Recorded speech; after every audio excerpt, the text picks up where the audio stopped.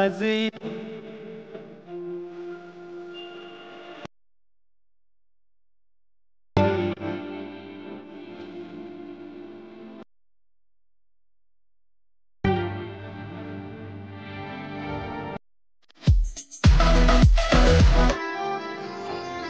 रोज मला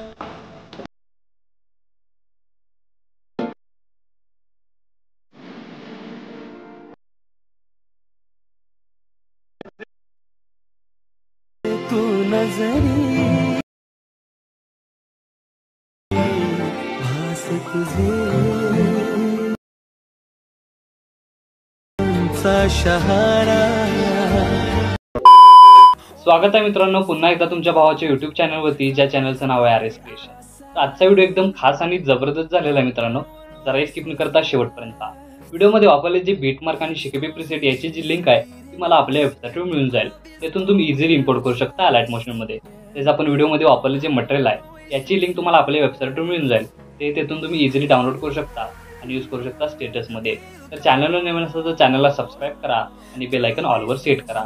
तर तुमचा जराही न वेळ घालवता व्हिडिओला सुरुवात करूया। जय श्रीराम, जय शिवराय मित्रांनो। तर सगळ्यात पहिल्यांदा आपण अलाइट मोशन ओपन करून घेतल्यानंतर सिंपली आपल्या प्रोजेक्टमध्ये यायचं आहे। आता प्रोजेक्टमध्ये आल्यानंतर आजच्या व्हिडिओमध्ये जे बीटमार्क प्रीसेट दिलेलं आहे ते आपल्या वेबसाईटवरून इम्पोर्ट आपल्याला अलाइट मोशनमध्ये करून घ्यायचं आहे। आणि अलाइट मोशनमध्ये इम्पोर्ट करून घेतल्यानंतर सगळ्यात पहिल्यांदा ते बीटमार्क ओपन करून घ्यायचं आहे। आता याचा ओव्हरऑल लुक तुम्ही अशा प्रकारे घेऊ शकता की बघू शकता तुम्हाला इथं PNG आणि ग्रुप लिंक आहेत ते तुम्हाला लेअर इथंच दिलेले आहेत। सिंपली इथं तुमचे इमेज रिप्लेस करून काही इफेक्ट फक्त ॲड करायचे आहेत। ते सिंपली कसे करायचे तर सगळ्यात स्टार्टिंगला येऊन खाली प्लस चिन्ह क्लिक करून मीडियामध्ये जायचं आहे। आता मीडियामध्ये गेल्यानंतर अशा प्रकारे बघू शकता सिंपली मटेरियल राहणार आहे। तर मटेरियलमधील जे डेमो इमेज आहेत ते अशा प्रकारे राहणार आहे। तर सिंपली एक कोणताही डेमो इमेज इथं आपल्याला ॲड करून घ्यायचा आहे। आता हे इमेज मी इथं डेमोसाठी यूज करतोय, इथं तुम्ही स्वतःची इमेज यूज करून हा स्टेटस आहे तो क्रिएट करू शकता। आता इमेज ॲड करून घेतल्यानंतर याची साईज मूव ऑन ट्रान्सफॉर्ममध्ये जाऊन थर्ड ऑप्शनला क्लिक करून अशा प्रकारे साईज वाढवून करून घ्यायची आहे। तर बघू शकता अशा प्रकारे साईज वाढवून आपण घेतलेली आहे। आता साईज वाढवून घेतल्यानंतर याची जी लेंथ आहे ती आपल्याला बघू शकता, तुम्हाला लेअर दिलेला लास्ट लेअर तुम्हाला इथं दिलेलं आहे ती 23.6 या सेकंदाच्या बीटमार्कपर्यंत ही वाढवून घ्यायची आहे। त्यानंतर स्टार्टिंग लाईन तोच इमेज लेअर सिलेक्ट करून ब्लेंडिंग आणि ऑपेसिटी या ऑप्शनवर क्लिक करून याची ब्लेंडिंग ऑपेसिटी सिंपली 30% करून घ्यायची आहे। 30% करून घेतल्यानंतर बॅक निघून इफेक्टमध्ये जायचं आहे, ॲड इफेक्टमध्ये जायचं आहे आणि सर्क्युलेशन वायब्लन्स हा जो इफेक्ट आहे तो सिंपली ॲड करून याचं सर्क्युलेशन आहे ते -100 करून घ्यायचं आहे। आता याचा ओव्हरऑल लुक तुम्हाला अशा प्रकारे दिसून येणार आहे। त्यानंतर तो इमेज लेअर आहे तो आपल्याला काय करायचं आहे लॉंग प्रेस करून बॅकग्राऊंडला घेऊन यायचं आहे। अशा प्रकारे बघू शकताय तुम्ही सिंपली काय करायचं आहे लॉंग प्रेस करून अशा प्रकारे इमेज येतो बॅकग्राऊंडला घेऊन यायचा आहे। तर बॅकग्राऊंडला घेऊन आल्यानंतर याचा ओव्हरऑल लुक तुम्हाला अशा प्रकारे दिसून येणार आहे। आता सिंपली नेक्स्ट स्टेप काय करायचं आहे की आपला 1.26 या सेकंदाच्या बीटमार्कपासून ग्रुप लेअर चालू होत आहे। बघू शकता अशा प्रकारे तुम्हाला प्रोव्हाइड करून म्हणजे अशा प्रकारे भाग करून तुम्हाला इथं ग्रुप लिंक दिलेला आहे। आता इथं 7 ग्रुप लिंक आहेत, तर सिंपली 7 नाही तुम्ही बघू शकताय 8 ग्रुप लिंक आहेत।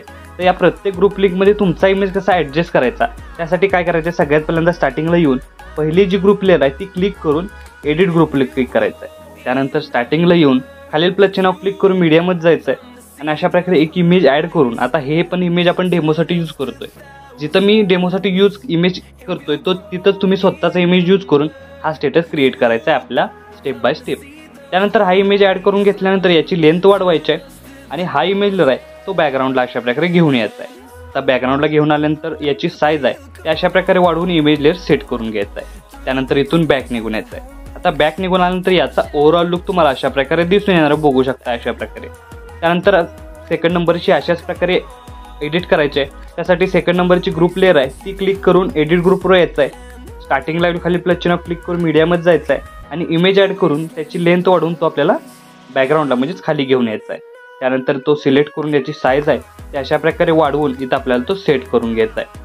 आता सेट करून घेतल्यानंतर परत एकदा बॅक निघून बघू शकता पहिली आणि जी आपली सेकंड नंबरची लेअर आहे ती आपण अशा प्रकारे ॲड केलेली आहे।